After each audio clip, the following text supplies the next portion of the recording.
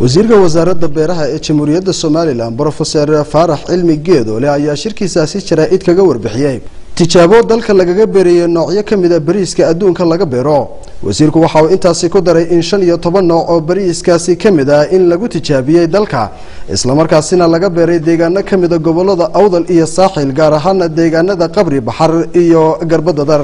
wasiirku waxa uu sheegay oo uu intaasi ku daray in tijaabooyinkaasi oo lagu jiray muddadii xukuumadda cusub ee ay dalka maamuleysay taasi oo noocii ugu horeeyay uu bislaaday 22 bishan December oo ku beegnayd maalintii shalay.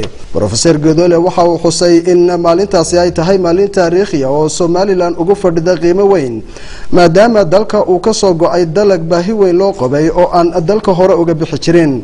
wasiirku waxa uu sidoo kale uu sheegay in dalka ay ka beeran yihiin in ka badan 70 hektar oo bariis ah isla markaasina soo go'itaankiisu kala dambeyn doono maalmo.